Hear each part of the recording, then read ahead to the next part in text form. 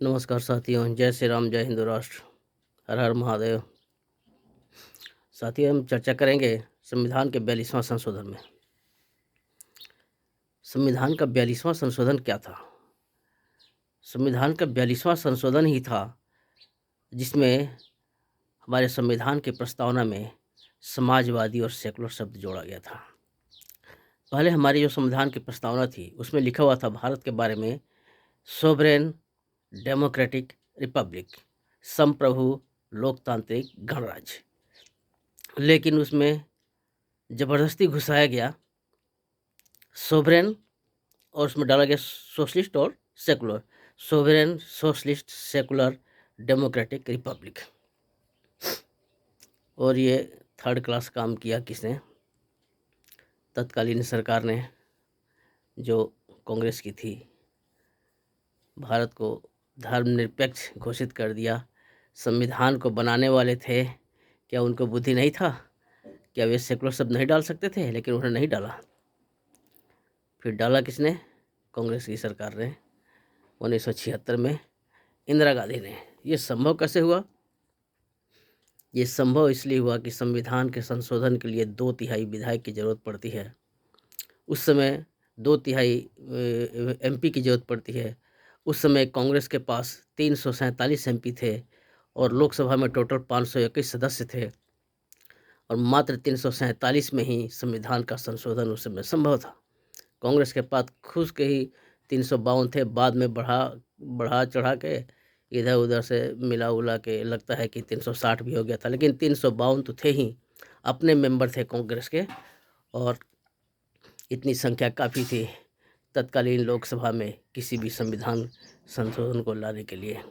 तो बहुमत का फ़ायदा उठाते हुए कांग्रेस की सरकार ने उसमें भारत के संविधान में प्रस्तावना में ज़बरदस्ती ये सोशलिस्ट और सेकुलर शब्द घुसाया और आज तक उसको हम लोग झेल रहे हैं। अब उसको हटाने के लिए फिर 2/3 बहुमत चाहिए।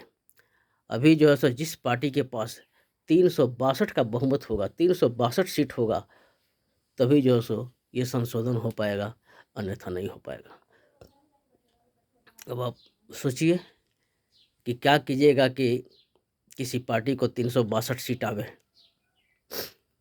अभी तो जो एकमात्र पार्टी है वो है बीजेपी और उसका हाईएस्ट है 303, और भी कुछ मिलजुल के कुछ होता है, लगता है 325 के आसपास पहुंचता है।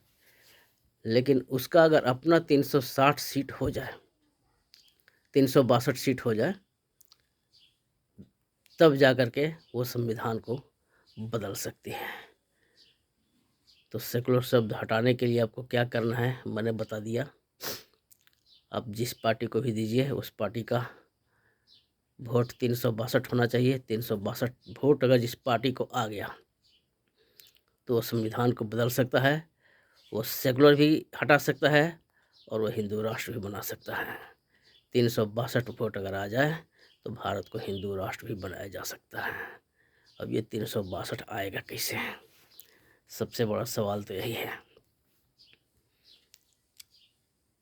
बहुत मुश्किल लगता है। हालांकि सारे हिंदू अगर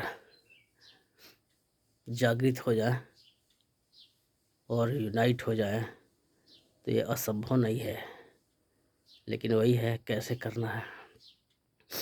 हिंदू की तो न कोई कमेटी है, न कोई उस टाइप का संगठन है जो सारे हिंदुओं को एक सूत्र में बांध सके। तो ये 362 सीट आएगा कैसे? पहले तो कांग्रेस को एक बार 352 मिला, एक बार 405 में मिल गया था। इतना सीट कांग्रेस को मिलता था तो सर्वशक्तिमान थी, जो चाहे कर सकती थी। अभी 362 सीट चाहिए सेकुलर शब्द हटाने के लिए और भारत को हिंदू राष्ट्र बनाने के लिए।